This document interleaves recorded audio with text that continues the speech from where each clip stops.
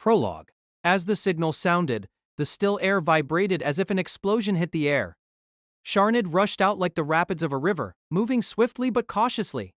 The gun in his hand made no sound. If he didn't make noise, then no one else would discover his location. That was Sharnid's current mission. He carried it out loyally.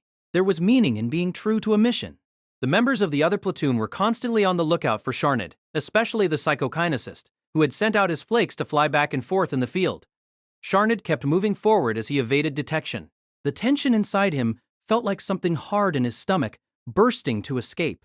The anxiety that he was suppressing ran through all his nerves. If he made a noise here, the unnecessary thought bounced off every corner of his mind.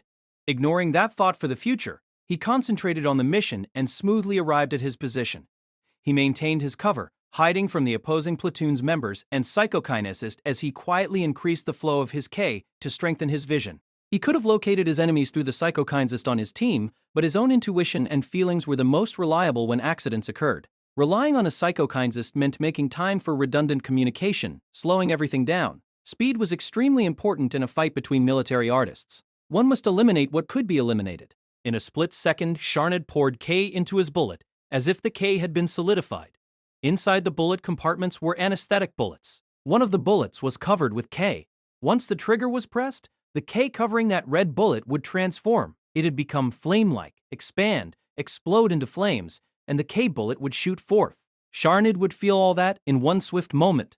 Now all he was doing was waiting for that moment to come. As the fight in the middle of the field began, he saw the golden flowing hair that was his comrade, Dalshena Matelna. She wielded a huge lance as she moved like a wild river, like an arrow leaving its bow. A golden river roaring wild. That was all Sharnid could compare her with, as he watched her curly hair draw numerous whirls about her. She ran forward, leading her teammates and drowning her enemies along the way. Sharnid and one other person existed to keep that river overflowing, Din. Sharnid's mission was to cut through the obstacles attempting to stop the flow of that current Dalshena, and Din's goal was to extend the path that Sharnid made. He pulled the trigger.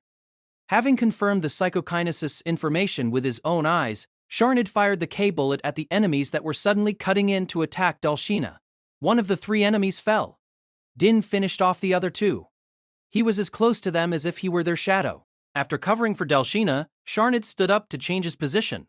The psychokinest and his team informed him of approaching enemies. Even without that information, Sharnid would have to move since he had exposed his position.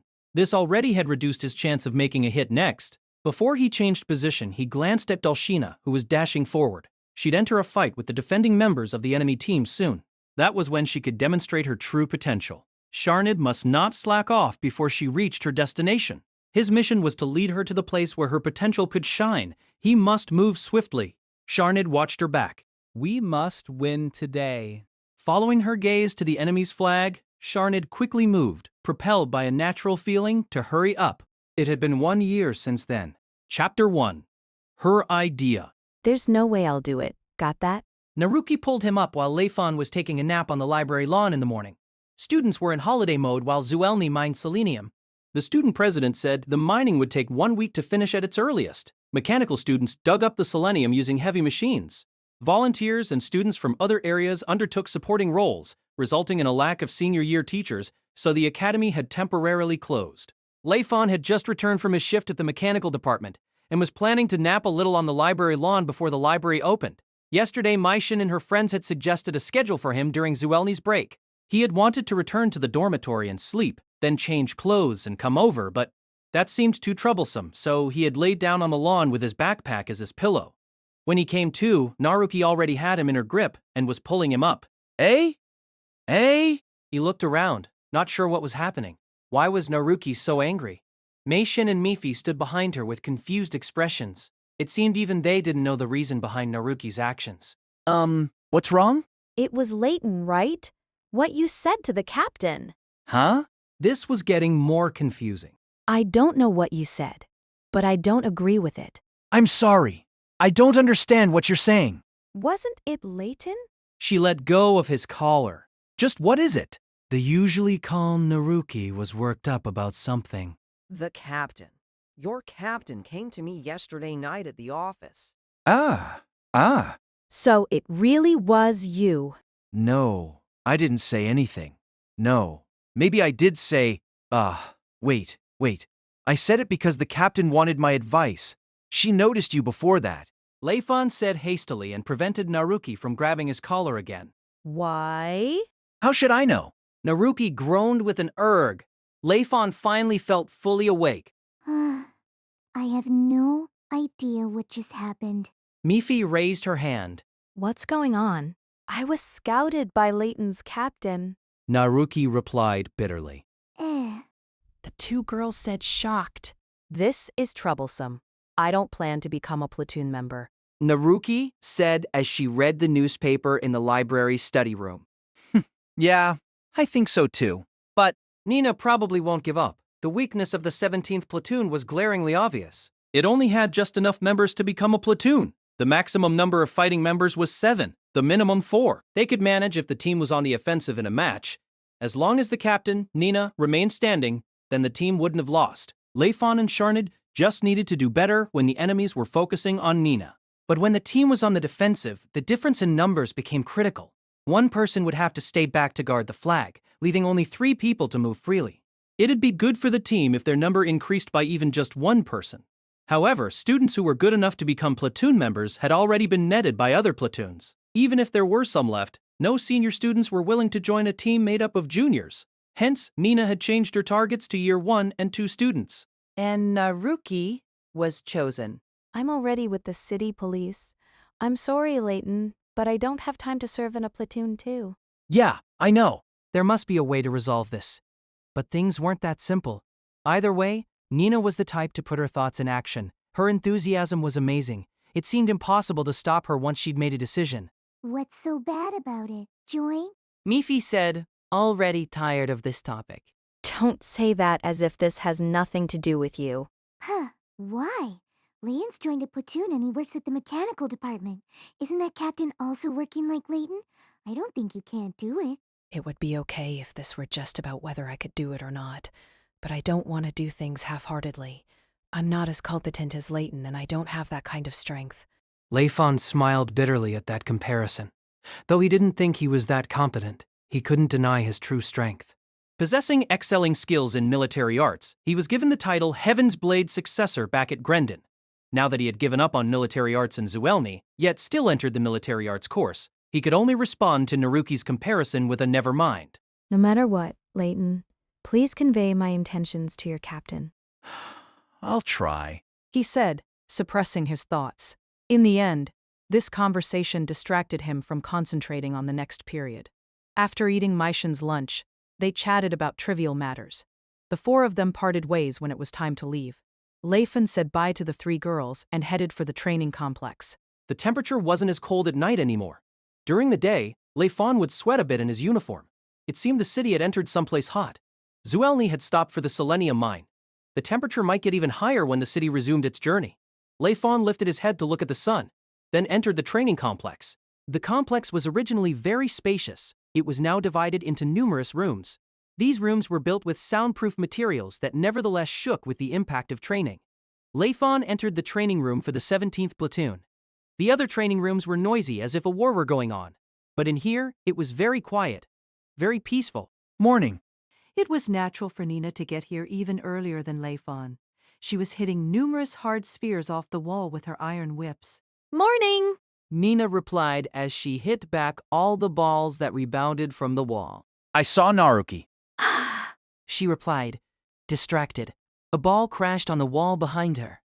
The ball was hit with the K of a military artist. It didn't slow down, but rebounded off the wall to attack Nina. Nina avoided it and once again struck it with her iron whip. I got blamed. Layfon said as he restored his dight. The green blade shone under the light. He checked his body condition by letting the internal K run through his body. Nina struck the balls at Layfon. All of them. Layfon hit them all back with his sword. I didn't think she'd hate it to that level, she said in surprise as she hit back the balls. They struck the balls at each other while continuing the conversation. Why did you have to meet her at the office? I said before that I noticed her, right? Besides, the limit's almost here. Limit? The military arts competition? The fight between cities? We still haven't received notice? Oh, I see. Although the Academy City Alliance set down and managed the rules for the fights between Academy cities, Humans didn't get to decide on when a competition was to be held. The city's consciousness made that decision. Until the day of the fight, no one was able to predict just when it would happen. The referee from the Alliance hasn't yet showed up, but there are many cases of cities holding competitions without a referee. I think it's about time. Why? Because of the selenium mines. If we lost after the competition, we couldn't even resupply, so isn't this the best time to have a match? I see. That's true. If we're to fight, it would be best to do so in our best condition. Exactly. For cities to meet each other, they must move from their territories. That means resupplying is necessary. Having listened to her, Layfon now truly felt the harsh reality of the military arts competition. If they lost in this competition, Zuellni would have lost its one and only selenium mine. What awaited it was a slow death. In that case, Layfon would face his second move. Though he could start fresh by moving out of Zuellni, he couldn't ignore the competition. Because he had met Nina here, as well as Feli, Mation, the members of 17th Platoon, and everyone in his classes, he'd have lost the time he could have spent with these people in Zuellni. After he left Grendon, he hadn't had the opportunity to meet with the children at the orphanage, and he could only communicate with Liraine through letters. He couldn't let his meeting with everyone in Zuellni end like that. Even with a new person, our team still has a gap in strength. Let's just leave the question of whether our strength can catch up or not. It's too late to start training for our own particular positions in the match. The conversation returned to Naruki. Nina missed the ball again. The ball rebounded off the wall and flew underneath her armpit in a direction that Layfon's sword couldn't reach. Hey! The ball flew straight for Sharnid's face. He had just opened the door to the room. Uh-oh! He just managed to dodge it. The ball bounced off the wall in the corridor. This game again? You two are enthusiastic. He said, grabbed hold of the ball, jumping back and forth in the narrow corridor, and brought it back into the room. Come join us. Then Feli-chan would join too, and we'll see the scene of hell like last time. If I lose, I'll treat you to dinner. How about that? Surprised at Nina's unusual provocation, Sharnid joined in. Pretty good. He restored 2 of the 3 dites from his weapon harness. They were guns made in black alloys and they looked quite heavy. One glance showed they were made for close combat. Although Sharnid was a sniper, he had had training in close-quarters gun combat. His participation in the game made the bouncing of the balls more intense. The rules were simple. One would get a black mark against him for failing to hit back a ball or hitting back a ball with a large margin of error in terms of direction. The person accumulating the most number of points in the time limit lost. The time limit was the time till training hour ended. It wasn't as simple as hitting back a ball. Because everyone included feints in their actions, this made the timing of the hit difficult. Feli entered as Sharnid was starting to warm up. She wasn't willing to join in, but in the end accepted Nina's proposal. The one who will lose is probably captain or senpai. She said lightly and restored her dite. Flakes in the shape of flower petals scattered in the air in response to her power of psychokinesis. The flakes were like a part of Feli's body, and their uses weren't limited to just sensing. Some used the flakes to attack and some used them to defend. Hitting back the hardballs wasn't a problem to Feli at all. Hey now, is it okay to say that? Yes. I can't lose to you two. As Sharnid and Nina conversed, they gave each person 5 hard balls. Ready? Nina said, and the 20 hard balls went into a rampage, drawing out the picture of a hellish scene. Sharnid called it a game, but it was a very proper and formal type of training. Layfon was the one to suggest this type of training. Nina had then brought in a large number of hard balls. Training with the balls scattered on the floor helped to increase the basis of internal K. As for today, hitting the balls back and forth trained reflexes and also increased coordination. When that reached a certain level, one could even use K to hit a ball and cancel the K of someone else. This way, one could also increase one's basic skill in external K. There were many different types of skills in the use of internal and external K, but if one managed to master the basics, then one could better adapt them. Compared to spending a large amount of time learning a new skill in K, it was better to increase the level of the basics first. That was Layfon's suggestion, and Nina found it plausible. When training ended, it was already sunset. Layfon got 0, Feli 3 points, Sharnid 12 points, and Nina 13 points. Nina lost by just 1 point. I'll pay half. How does that sound? No need. She replied. Nina's family was rich, but she didn't get any financial support here because she came to Zuellni against her parents' wishes. Layfon wasn't sure how she paid for her school fees, but all her living expenses were paid by the money she earned at the mechanical department. Layfon, it's forbidden to sympathize with the loser. Sharnid said smugly and patted Layfon's shoulder. His attitude and wordings declared him a victor. Damn, just a little bit more. That little point determined the win and loss. This world is cruel. Hang on, I didn't say I'll treat you. Huh? Is that so? Of course. If you're not satisfied, then fight me. No way. I can't win against a military artist. Then you can't. Ah, sure. Ah, what was it? Is it that ridiculous thing from before? The adamantium died. This time I made the simpler version. It's lighter than before. That means Layfon will gradually turn monstrous. That's right. No, saying monstrous. Monstrous, don't you agree? Normally speaking, it's impossible to imagine a person fighting a filth monster alone. Perhaps, but Thanks to you, we've done something out of the ordinary. Layfon was troubled by them, as Sharnid and Harley started chatting about it.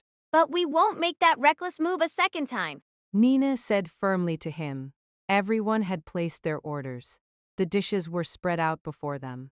Perenniwer. Speaking of which, did Layfon come up with the training with the balls? no, it was the director. Oh? Sharnid lifted his head. The closing footsteps ceased. Yo, Din. The man at the front of the group said. He was bald, small, and lanky. He wasn't that thin. One could tell just by looking at him. He had a very sharp-looking gaze. A badge with the number 10 was pinned on his uniform. The badge of a platoon. Sharnid had called him Din. I suppose. Did you see my active performance? What harsh advice. Haha, that's good. How's Sheena? Din placed his hand on the table. Sharnid's expression changed slightly. Oh, I'm sorry. Sharnid's words easily diffused the anger in Din's words. Layfon noticed how Din wasn't too pleased with that. Good luck, Sharnid waved.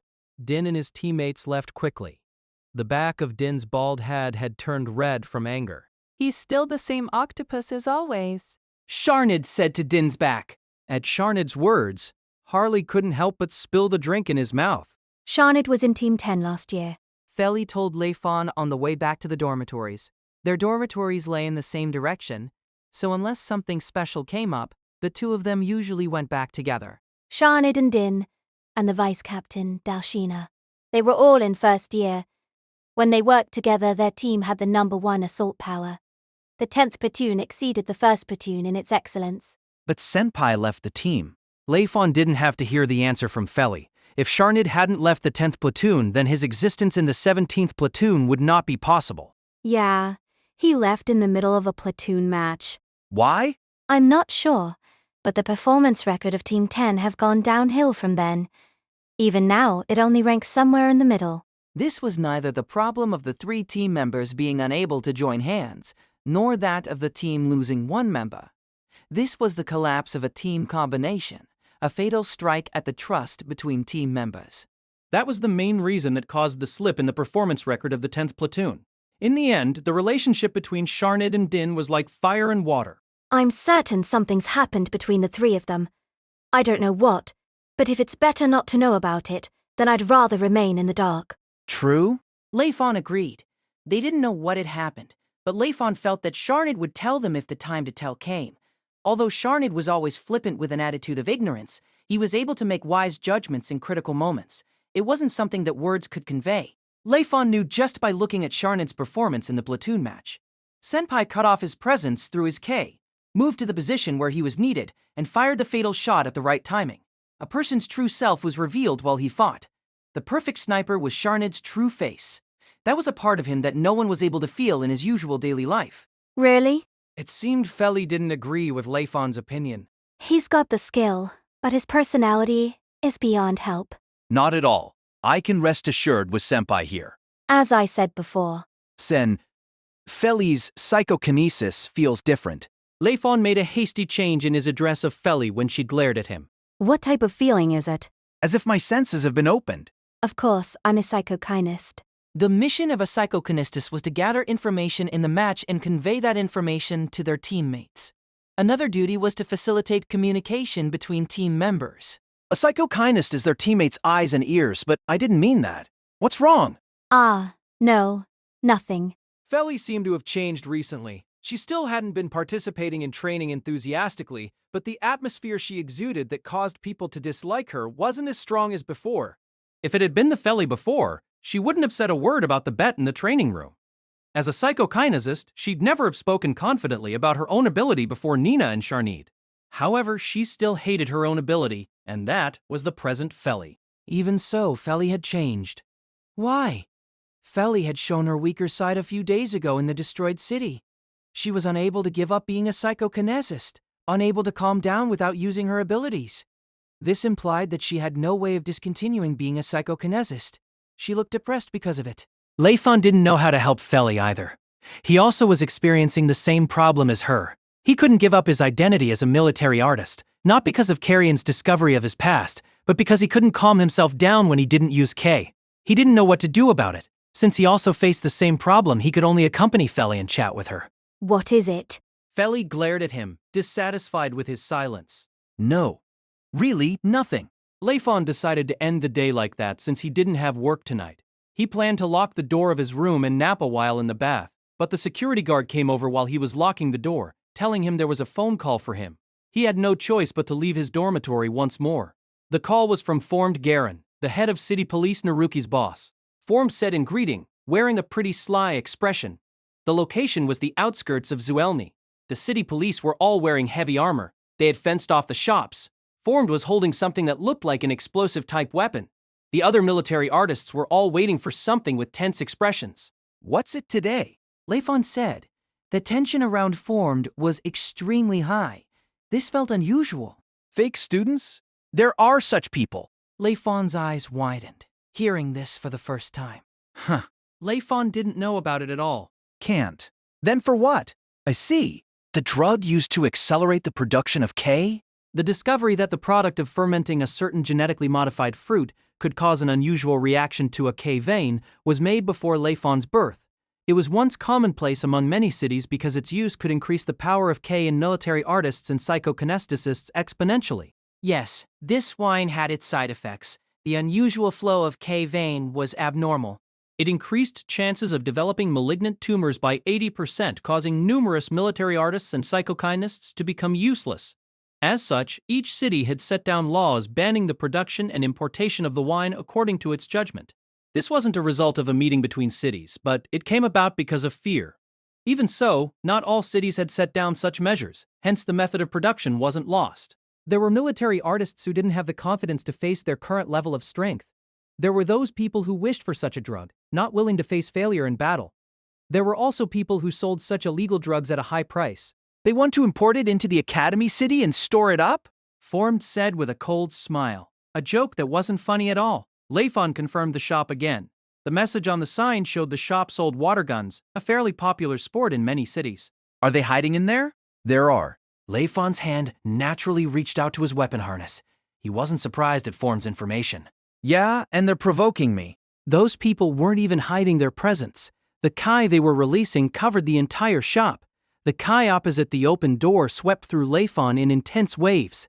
Layfon canceled out their Kai with his own.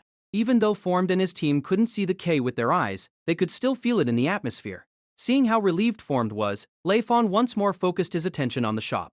They were veterans, military artists whose power was way beyond the group of thieves Layfon had encountered previously. Surrounded on all sides, these guys exhibited the attitude, "Just come if you dare." This insolence provoked Layfon's K and aroused his fighting spirit. Leader, we've surrounded the building. They're coming. A sudden explosion. Behind the speechless Naruki. Formed fell, blown by the waves of K.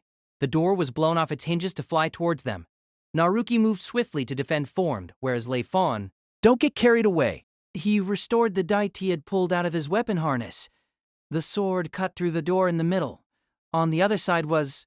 Layfon blocked the attacker's strike with his sword. The owner of the assaulting K laughed in the air.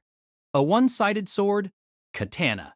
The material was also steel alloy, Derek flashed through Layfon's mind, and quickly disappeared.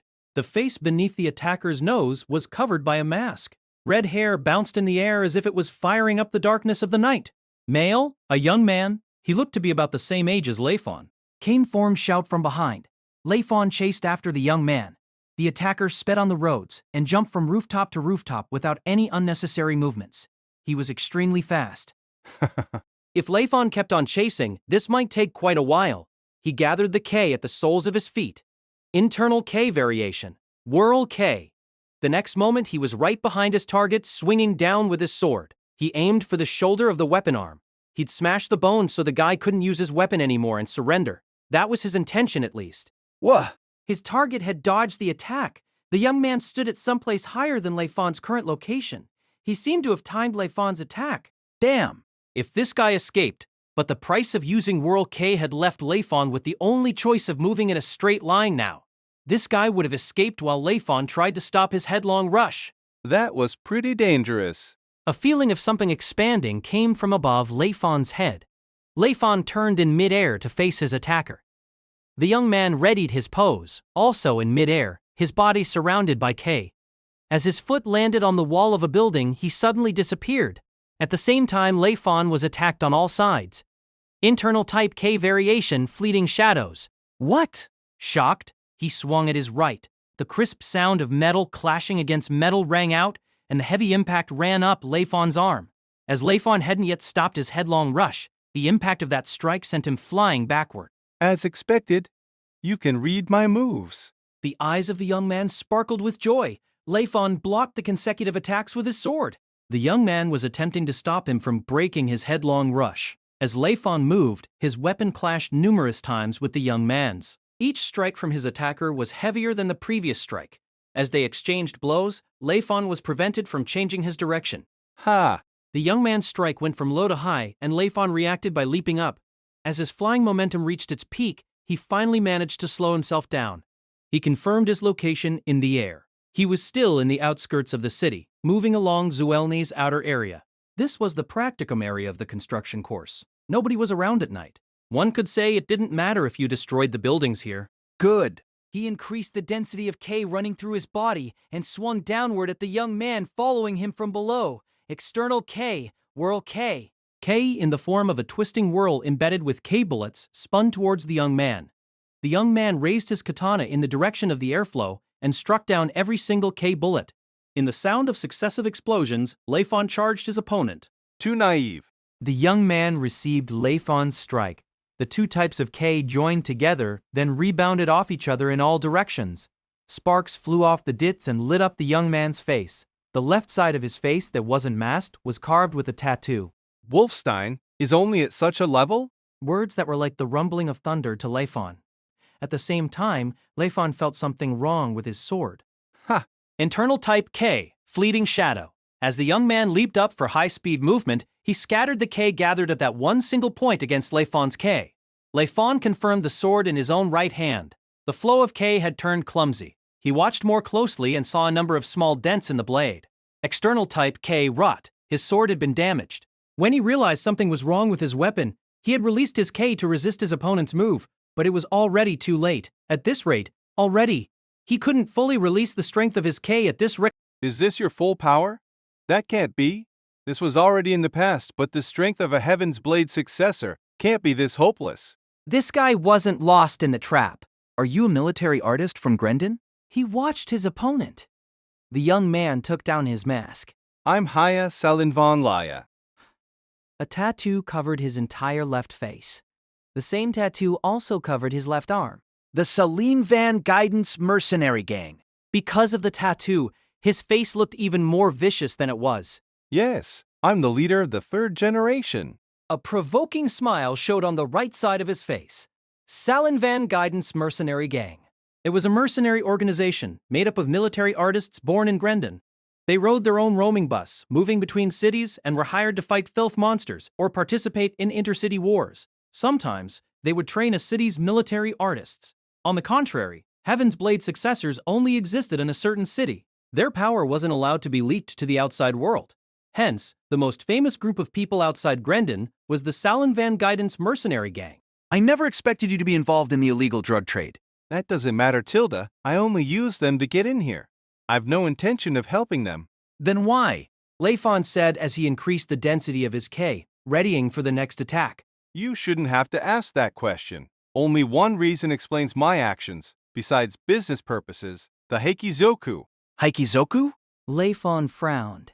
He hadn't heard of that term before. What? You don't know? Ah, has it been that long since you were a Heaven's Blade successor? Oh, no way? Could it be a secret? What a vexing guy, Layfon thought.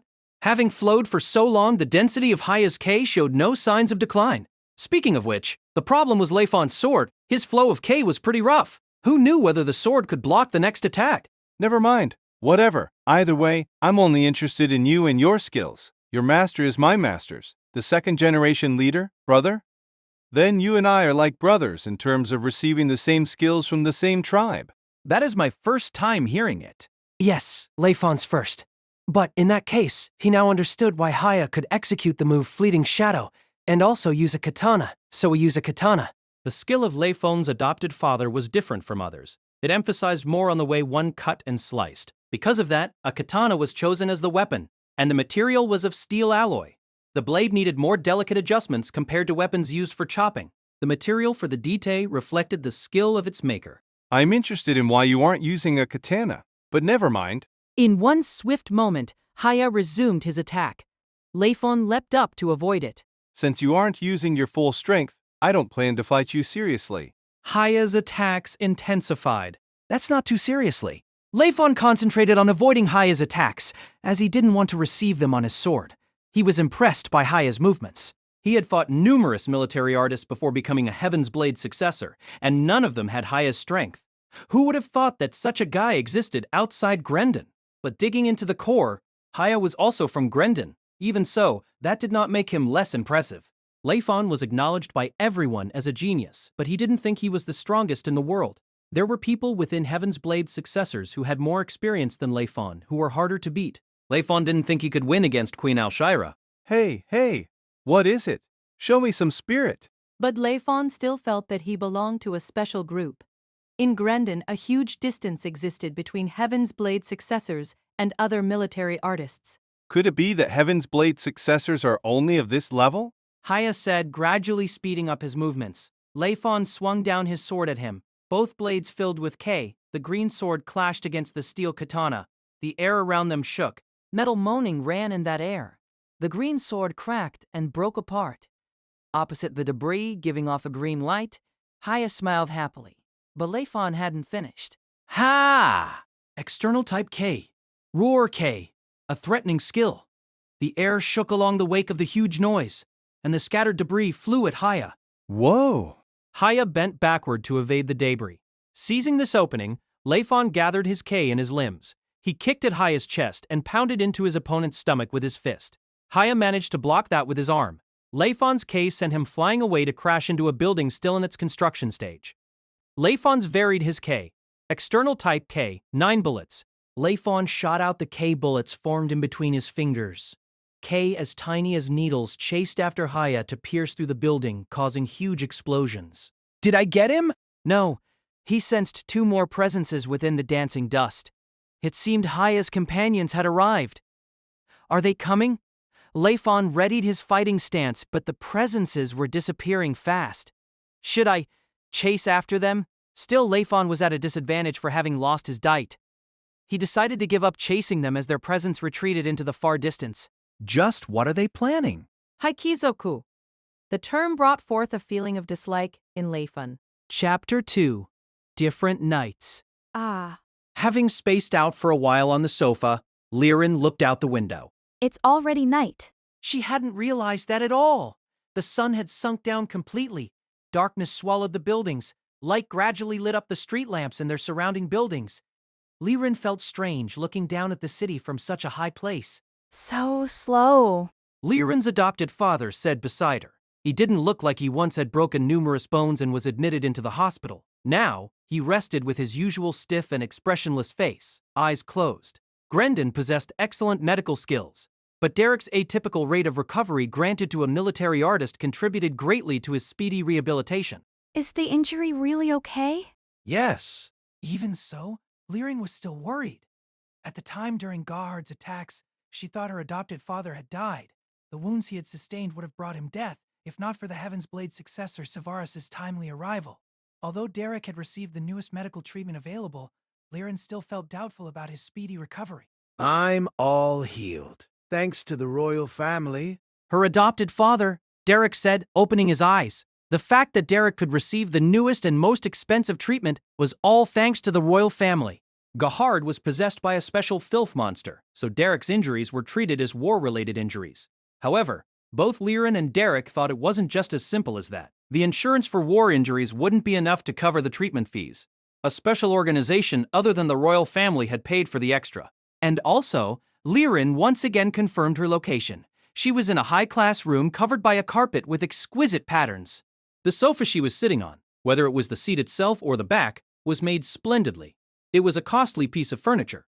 Truthfully, the material of the seat was too good, and she felt uncomfortable sitting on it. She had overdone herself choosing the highest class clothes from all the clothes in her possession, but it still wasn't enough to match the expensive surroundings she was in. Derek, on the other hand, wasn't worried about that at all. As a military artist, wearing the formal military artist suit or training clothes was enough. Still, he had chosen the best-looking clothes he had. That was only natural. She looked out the window again. Only one place in Grendon was high enough to allow a view of the entire city, the palace in the middle of Grendon, and this was where Liren and Derek were. Formalities aren't needed if this is just for the usual insurance. As she thought of that, she felt pain in her stomach. It wasn't time for dinner yet, but tension made her stomach call out. After leaving the hospital, Derek had sent out a request for an audience with the Queen so he could thank her personally. This was the appointed day for the meeting. Liren was suspicious of why she was brought along with Derek, but she saw her name on the reply invitation brought in by the other girl. Why am I here? Liren had been used as bait at that time. It was all done to eliminate the filth monster, so it couldn't be helped. Liren couldn't imagine what it was like to be protected desperately by military artists while she herself lived her daily life as usual. Both Derek and Layfon were military artists. Although Derek had picked up Liren and took care of her, she still couldn't accept the thought of living safely while people around her fought to protect her. If possible, she wished she'd know before danger arrived. The incident with Gahard Baron had complicated Liren's thinking, but she had not yet tidied up her train of thought enough to turn them into words. As she pondered, the door opened and a maid came to lead them to another room. Sorry for the wait. Her Majesty's finally finished her work. That is perfectly fine. Finally. The tension in Liren intensified. Her stomach cramped. She wasn't good in critical moments. Speaking of which, Layfon was the same. He was indifferent in his fights with filth monsters and with powerful military artists in Grendon. But in the day before the Heaven's Blade successor ceremony, and during the time when he had to apologize to the scary-looking Heaven's Blade successor, he wore a troubled expression. Do I have the same expression now? Liren wanted to confirm in a mirror. If possible, she wanted to wash her face with cold water in a bathroom. But if she did that, her makeup would have been destroyed. Besides, the maid leading them showed no signs of stopping. While Liren muttered to herself, the maid came to a stop. I've brought them, she said to the guards. The military artist pulled open the huge double door. The maid walked in front, followed by Derek and Liren. This room was bigger than the one they were in before. In the middle of the room was a large sofa, and deeper into the room was a stage. A figure hid behind the curtains shadowing the stage. Alshera Almanese, the Queen of Grendon. Liren and Derek knelt down before the sofa and bowed deeply. Thank you for your Majesty's kindness. Derek began his thank you speech. Liren was too tense to lift her head. She knelt there, rooted in the spot. Normally one wouldn't even have a chance to get so close to this person behind the curtains. Curiosity won against tension. Liren lifted her head. She couldn't make out the Queen's face clearly because of the curtains, but that figure felt familiar. You don't have to worry. This level of compensation is nothing compared to what you've done for Grendon for so many years. It really makes me feel awkward. The bell-like sound of the Queen numbed Liren's body. I'm sorry for. This is the truth. You were active when you were on duty. The sword you nurtured was also active under my command. She meant Layfon. Liren considered the Queen's words as she waited for her reply. How does Her Majesty view Layfon? If Alshirera forgave Layfon, it would be equivalent to opening Layfon's path back to Grendon. Liren concentrated, listening without missing one single word. His present situation is due to his immaturity and his ignorance of the world. It has nothing to do with you. No, Your Majesty. His immaturity and his ignorance of the city that Your Majesty rules over were all because of me. He's carrying the burden of the consequence of my one-sided education in military arts. I should be the one to carry his punishment. I see. Well then, please sit down. Yes. This isn't the public room where I receive people. It's a much more private room. You can relax. I've chased out the annoying servant. Huh. That last words, the way she joked. Liren seemed to have heard them somewhere before, but she couldn't think of whom. Is it just my imagination? The maid appeared again and laid out 2 cups of tea. Do you know how he is doing? Huh? Liren never thought the queen would ask her a question. Is Layfon doing all right? Or have you two not been exchanging letters? Yes. No, we have. Laughter sounded from behind the curtain. Sure. It's not that persuasive to speak behind a curtain, but please don't be so tense. I see. Then, is he well? Yes. He's in a city called Zuellni. An academy city. Even though he received the Heaven's Blade at that age, I think it must have been hard for him to graduate because of his uselessness, don't you agree? But he passed the entrance test. Were you the one teaching him? Yes. You study in a senior school, right? It seems you're excellent. No, not at all. Layfon, can he not return? Liren. P. Please excuse me. Don't worry. To Layfon, this place is his birthplace. To you, he will always be your most important person. Isn't that right? Yes. Perhaps he'll return. If the timing's right, then it's not impossible. But whether he'll come back when the time comes, that I can't decide for him. Liren's eyebrows dipped at her firm conclusion. Your martial arts school is from a traveling tribe outside, isn't it? Almanice turned the topic to Derek. Yes. Derek spaced out a little, not expecting the topic to suddenly shift to him. Most of the military artists who followed the first-generation Salanvan to travel outside were Seiharden students. If Seiharden himself wasn't in his old age, he'd probably have gone with them. I've heard of that too. Your senior has also joined as the trainer of the mercenary gang, right? Yes, Ryuho Gaj, a man much stronger than I. Originally, he should have been the one to inherit the name of Seiharden. He's already dead. Very sudden. So sudden that Derek failed to comprehend its meaning momentarily. When he finally digested that piece of information, his eyes widened. That can't be. Ruhu Salanvan Gaj, the man who was the second-generation head, is already dead. It's a real shame, but that is the truth. The curtain was pulled up a little, and Almanice's arm appeared, holding a metal box. This is for you. Derek stood up and shakily knelt down to receive the box. He opened it on the spot. Inside were wrapped a small metal cylinder and a dite. This is Ryuho's dite. My master gifted him with it. However, it can't be.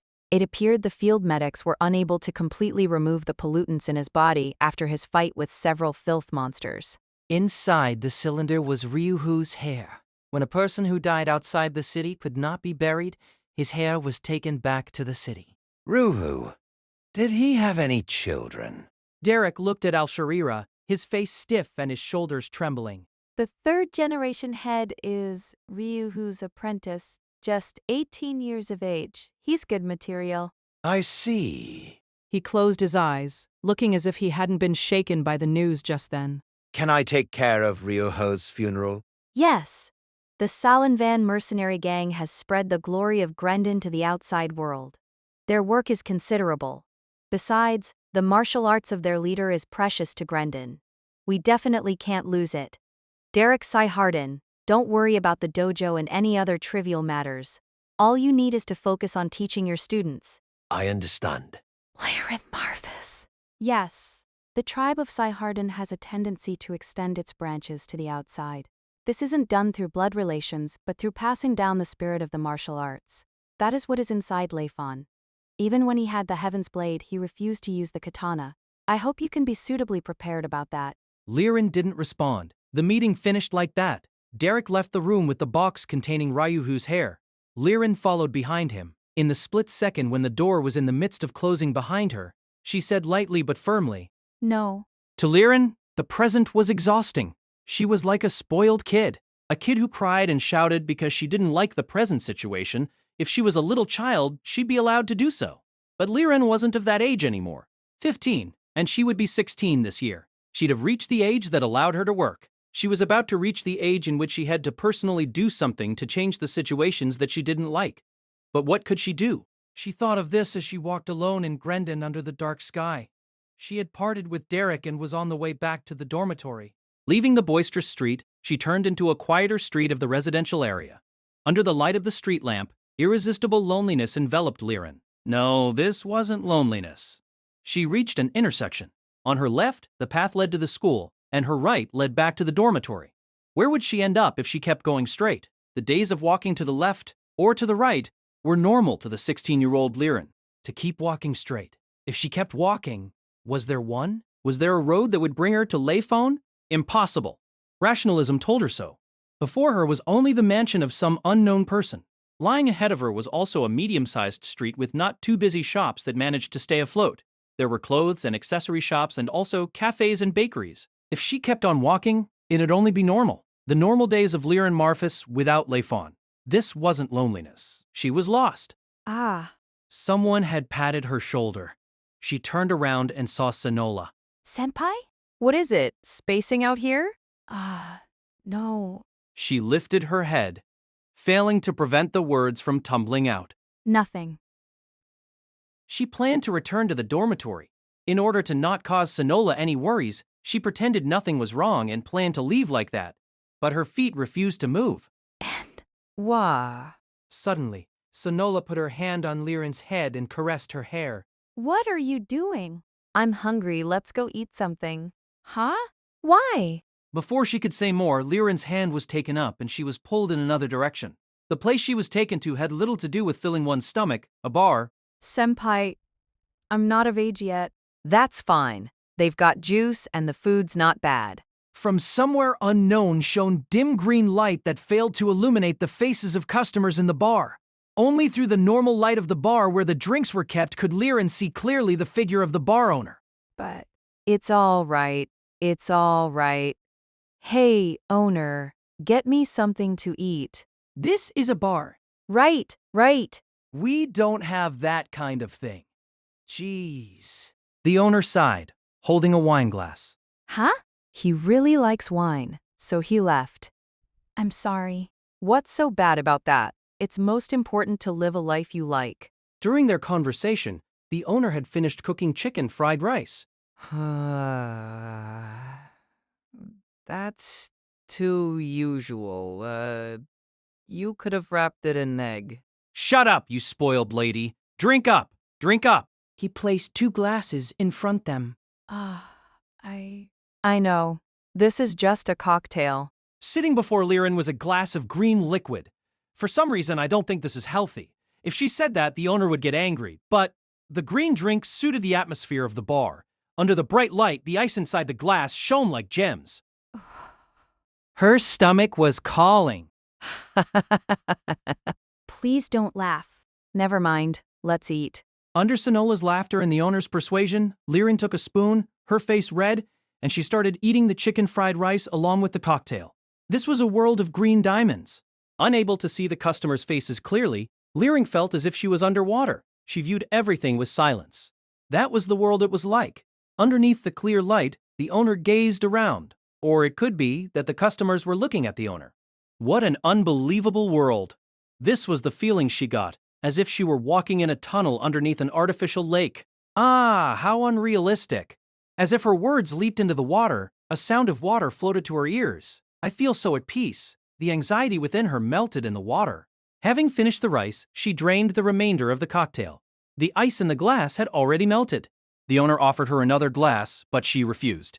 If she kept on drinking, she would not be able to stay in this watery world. For some reason, that was how she felt about it. Well, she's asleep. After drinking 3 glasses of cocktail, Sonola noticed Liren had fallen asleep. Speaking of which, don't bring in someone who isn't an adult yet. The owner said. I wonder who wanted to forget his troubles by getting drunk? Sonola ordered her 4th wine. Anyone with worries can come here. Isn't it human to want to forget reality at this moment? But nothing is resolved by drinking. I need a spare. I guess so already. Besides, it must be you bullying the other. You're like that, pretending to be a kid when you find someone you like. What's so bad with it? It's enjoyable to observe a girl in love. What a strange hobby. Sonola smiled bitterly at that conclusion. After parting from Layfon and the others at the restaurant, Sharned headed alone to a noisier part of the area. He didn't plan anything special. He was just going to show himself in familiar shops and chat with people to spend his night. The long night was a source of Sharned's worries. He had thought numerous times of how great it'd be if he could just jump into bed and sleep when he felt the night was too long. There wasn't a need to take insomnia tablets and set up a date with a girl. He just needed to spend his time somehow. No, he wasn't deliberately trying to use up time. He just wanted to stay here. At least that was how he thought of it. Shawnee left the shop and saw someone making a musical performance on the street. He backed away from the crowd surrounding the performer and hid himself in the shadow of the door of a closed shop. Closing his eyes, he listened without putting too much heart in it. He didn't want to stand out too much right now. He was well known for showing his face in the inter-platoon matches. At school, he always had girls chasing after him. At that time, he might have wanted them to catch him too, but nobody came to chat with him now because he didn't want them to find him. He had naturally hidden his presence. On the street were the musical performer and the crowd. People who sold their handmade crafts, lovers who picked their favorite pieces. The half-decent tune accompanied the stiff singing amplified by the microphone. The singing was even softer than the music. No matter which side it was, people were everywhere around Sharned.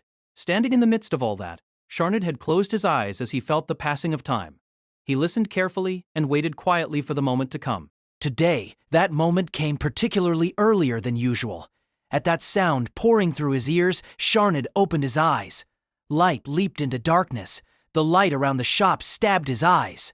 Among the stream of people, the figure that Sharned was watching had disappeared from the shop without his noticing. Sharned waited, and a golden light flashed past him.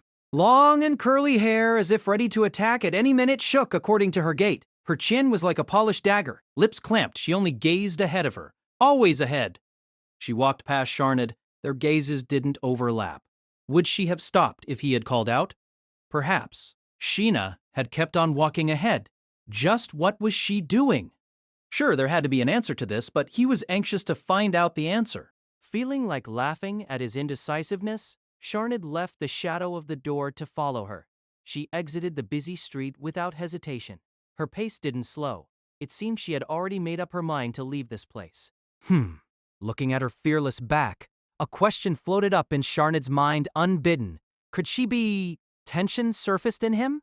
Cautiously, he kept his K inside him and followed her at a distance. They arrived at the outer area of Zuellni near the practicum area of the construction course.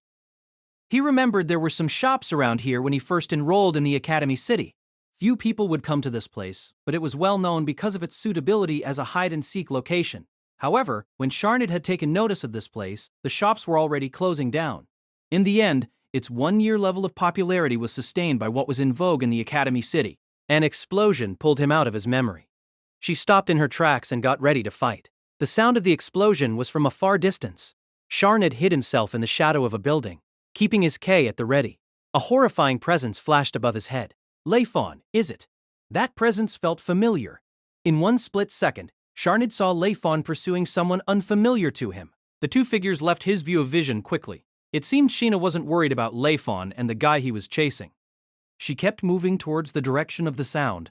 Sharned used internal type K to strengthen his muscles, and he leaped onto a rooftop after her. As he expected, her destination was around the shops.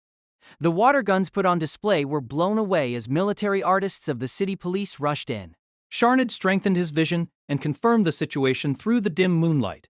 The city police surrounded one military artist, who got past the police enclosure with ease. Sharned saw Layfon chase after that guy, but he didn't move over to help. He watched the military artist that had gotten away. A female, about the same age as Layfon. Wrong person. That wasn't something that she must not see. Relieved, tension left his stomach. When he had recovered himself, he felt a presence at his back. Why are you here? It was her. Something hard touched his back. To think the person he had been chasing had doubled back to come behind him. So unsightly of him. He couldn't help but mock himself. Taking nighttime strolls is my hobby. Like you, I saw something interesting today. Don't you think it's quite an exciting night tonight? I don't think so. It's just a noisy and uncomfortable night. Incredible killing intent poured out behind him. He raised his arms above his shoulders. Don't move. Even with the safety lock on, you won't last at this distance. Sharned turned around regardless. He wasn't pierced through. She held a lance made of white alloy, her eyes holding Sharnid's in dissatisfaction. Why are you here? She asked again. Didn't I say taking nighttime strolls is my hobby, Sheena? Don't call me by my name. Sheena! Dalshina looked discontent. Dalshina Che Matelna, the vice captain of the 10th platoon, who used to be Sharnid's comrade. Have you noticed, Sharnid? Noticed what? Only the two of them were on the rooftop of the pub. He made light of the question that no one else but only the two of them would understand. What are you saying? I was just strolling alone and ended up here. That's all. Isn't it the same with you? Yeah. Right. Well, we ran into each other because of the ruckus. With doubt in her expression, she put away the lance. Then... Seems like the chaos over there's finished. Time for me to go again, Sharnid said, having glanced at the shop. Sharn. He stopped in his steps. Why did you leave us? Why? Just why? He had also asked himself that question numerous times. He had made Din and Sheena very angry, bringing them huge trouble. Don't you know? I'm asking because I don't know. Really?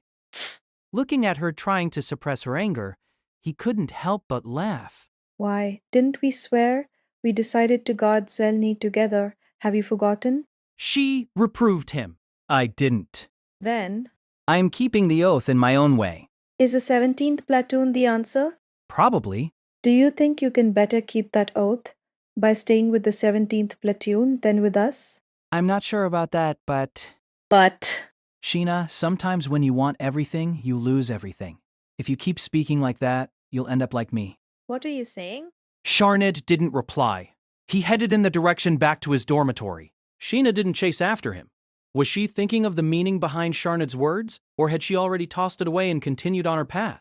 Just keep moving forward. That phrase was the most suitable for Dalshina. Throw away all burdens and keep moving forward towards the roads ahead. Dalshina Che Matelna was the most suited to this phrase.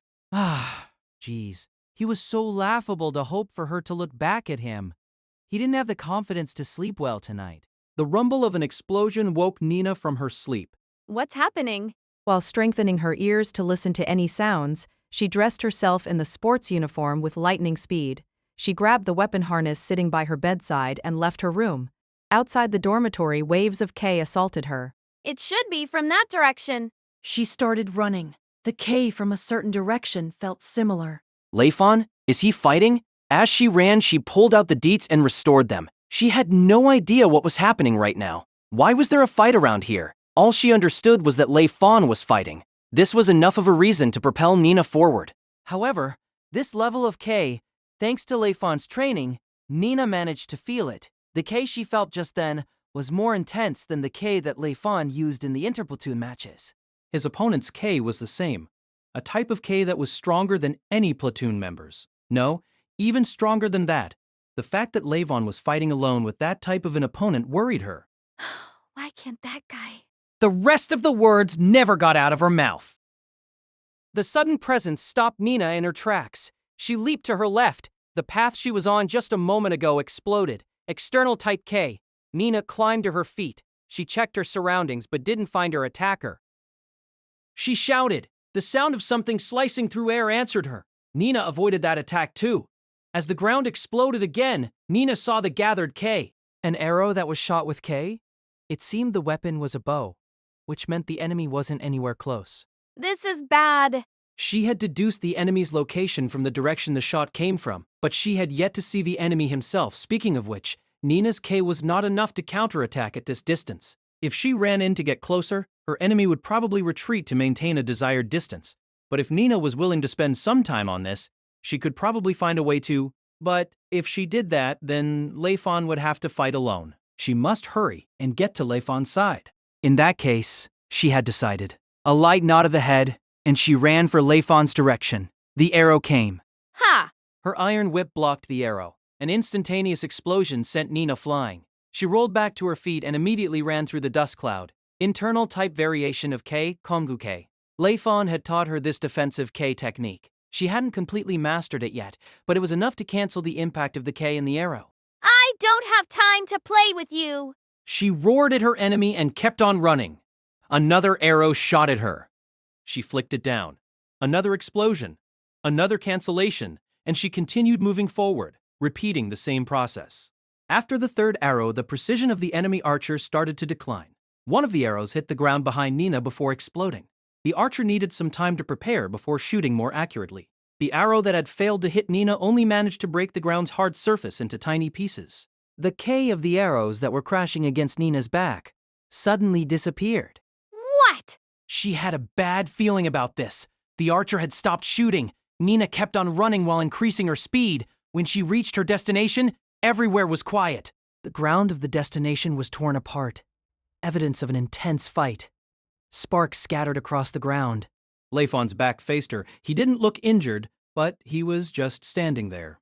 Looking at the inert Layfon, Nina's bad feeling didn't go away. She saw a deet lying among the debris on the ground. Layfon's dite in its restored form. Only the handle was left. It didn't seem to have held the steel thread's form. Besides, a huge crack ran down the handle. Layfon? Huh? Senpai? Layfon turned around looking shocked.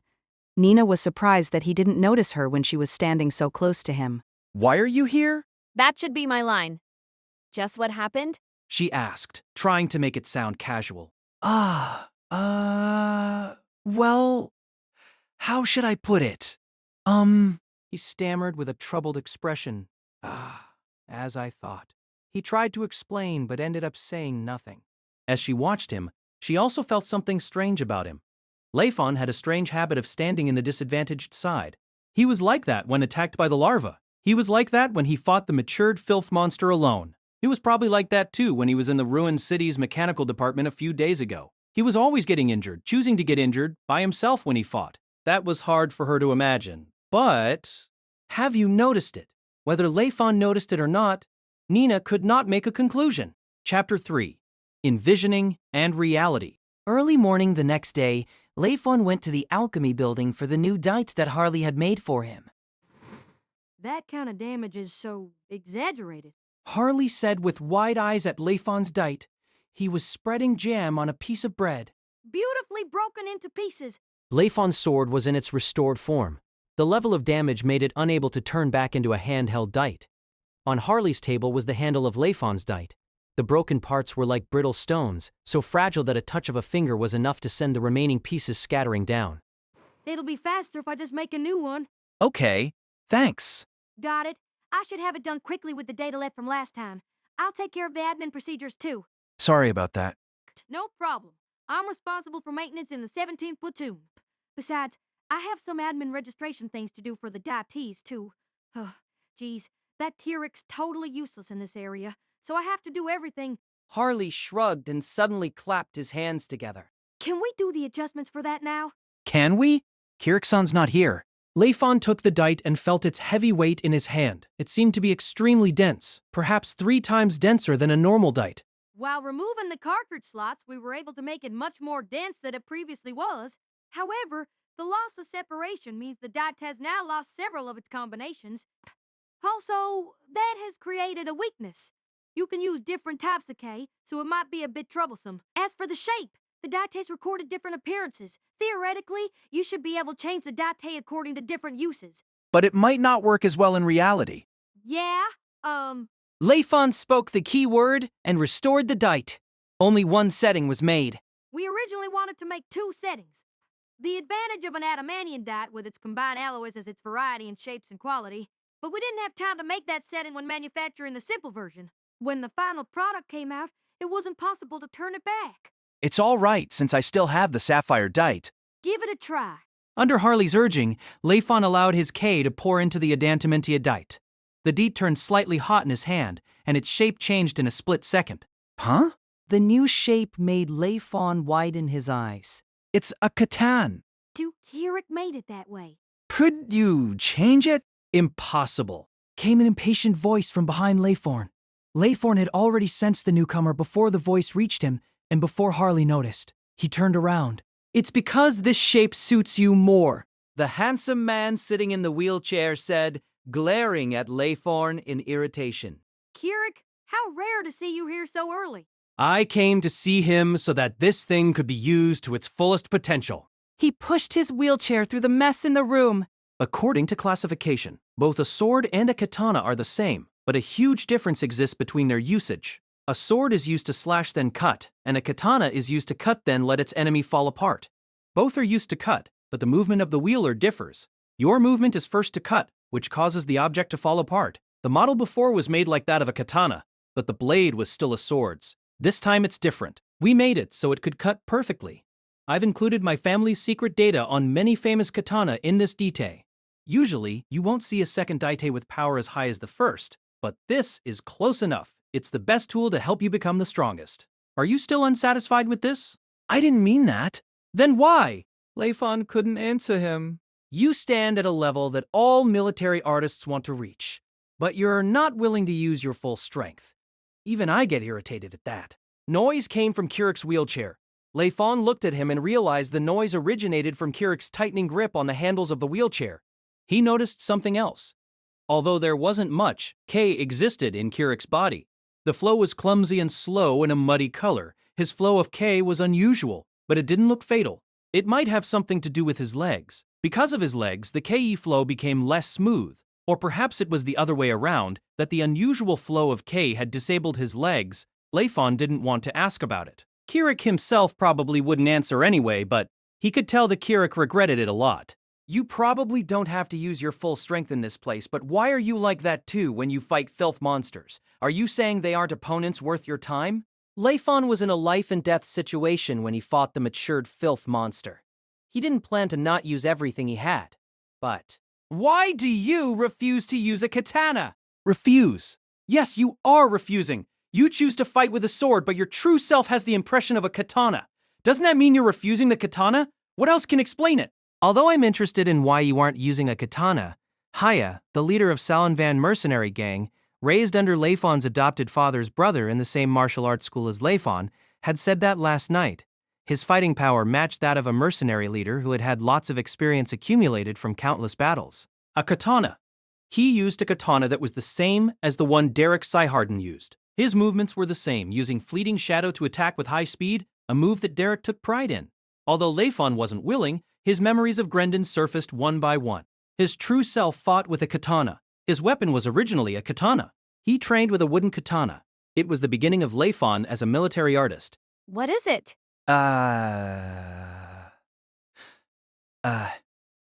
No, nothing. Surprised at the close distance between them, he took a step back, but Nina didn't. Are you not feeling well because of yesterday, or do you have a fever? She pulled him over with a worried expression and felt his forehead with her hand. It's okay. It's really okay. Layfon said, feeling the coolness from Nina's hand, and took another step back. Doesn't feel like you have a fever. And what were you thinking? No, nothing much. Really? Don't you find it strange that I was this close to you, but you didn't notice? Huh. Not really. It seemed like today was the day when his opinions wouldn't be accepted. No, if he were to think closely, were his words even believable? Nope. It was a bit sad. Well, Nina had been able to discern the truth from the lies ever since she was little. Then what are you worrying about today? They ended up having lunch together in the training room of the 17th platoon. They had bought bento at a convenience store and had some drinks from the locker room of the training complex. No, nothing. Don't say that. No. Really? I don't believe you. As I said, Spill it honestly. Leave lunch for a while. I will make you speak the truth. She said in a low voice as he continued to eat. Please, God, send someone now. Anyone. He could only pray.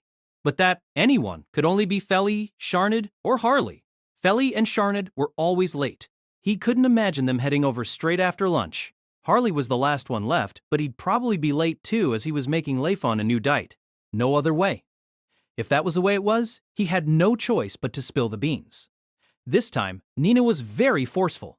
He understood her that much from his accumulated experience. In order to reach her goal, she would do everything she could for it. why do you want to know so much? He asked after swallowing. What? Isn't it natural? For some reason, she said so after shifting her position so there was some distance between them. Because you're my subordinate. A predictable answer. In the face of such an answer, Layfon couldn't find any reasons to resist her. But she looked strange today. Having said what she wanted, Nina turned her face to the side as if she had sealed her mouth. Did you steal that bento? Of course not, stupid. She was mad. They continued to eat like that with their backs facing each other. She'd probably ask him again when they finished eating. Thinking of that, he planned to chew slowly, but the food wasn't enough for a young man in his growing stage. He ended up finishing the bento quickly. Nina was almost finished with her lunch. Oh no. He dragged out the time to finish his juice as much as possible, praying for someone to open the door to the training room. When Nina was about to speak, the door opened. You're already here? Good. Formed and... Behind formed Garen was Naruki, who walked in with an annoyed expression. You two look to be in a good mood. May I? No problem. Nina nodded. Got anything? I don't want to waste time either. I'll cut to the chase. Formed said and looked at Naruki. Naruki still wore the expression of someone who wasn't satisfied with something. Before that, I want to say I'll accept the captain's request. Really? That request must be Nina's previous request to the city police to allow Naruki to enter the 17th platoon. Huh? Really? Nina's reaction was slower. Surprised, Layfon looked at Formed and Naruki for confirmation. Nina didn't look convinced either. On top of that, Naruki's expression showed that it wasn't her idea in the first place. But there's a condition. As expected. I'm not accepting all your conditions. I'm sorry, but she won't officially enter the platoon. Besides, she herself doesn't want to. Although it's true that we need her, if she doesn't want to, she'll only lower the team's fighting strength. Nina said frankly. Speaking about wanting to, Nina was number 1 in the entire team.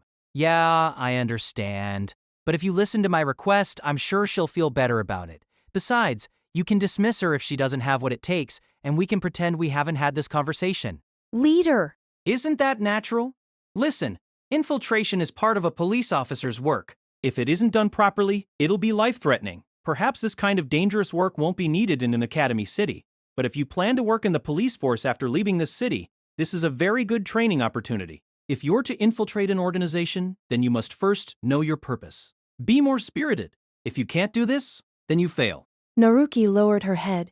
She was like a big sister in front of Mei Shen and Mi Fi, but now she was being rebuked like a little kid. Layfon found that unexpected. Well, back to the topic. Formed said to Nina. What is it? First, it's about yesterday. Layfon, thanks for your help. But he escaped. Layfon lowered his head. That can't be helped. Besides, we already reached our original purpose. We caught the fake students and suppressed the circulation of their goods. Formed went on to explain yesterday's operation to Nina. Illegal drugs. Does that mean what you came here for has something to do with that? Nina said, suddenly very serious. Formed nodded. Yes. This is ridiculous. How would a platoon member have anything to do? Can't imagine, even if it's to do with the current situation Zuellni is in. If we lose the mine we're using right now, Zuellni's finished. This year's military arts competition is decisive. Many students in the platoons love this school deeply. If they feel the heavy burden of Zuellni's fate, then it wouldn't be strange for them to be associated with this, right? Layfon understood Form's words. Illegal drugs, the drugs that increase the flow of K, were perfect for this kind of use. This is just speculation. Nina didn't agree with him. Yes, it's just my speculation. Perhaps military arts students with bad marks want it. Perhaps some fools exist who think the side effects of the drug won't appear for them. Regardless, this is all speculation, but I'm willing to bet on it since the possibility of it happening is so high. Do you have any clues of platoon members participating in illegal drug dealing? We've obtained a firm clue while checking the paths of imports. Goods that come in by roaming buses cannot possibly escape our investigation, but that's only limited to legal trade goods. Checks are more lax on private things in small numbers. Fake student IDs can get past a human eye, but not a computer. The legal drug dealing can only be made through a real student's address. Mail is sent to real students. Then the fake IDs are taken to where the fake students gather. We've been checking all personal mails and mailing records for a year, and we've been double-checking everything. The 6 people who are on the records the most? Well, again, I've already said too much. I can't do anything else if you decide not to accept us. Naruki entering the 17th platoon is to help with the investigation. I hope you can keep quiet about it and cooperate with us. Are you sure?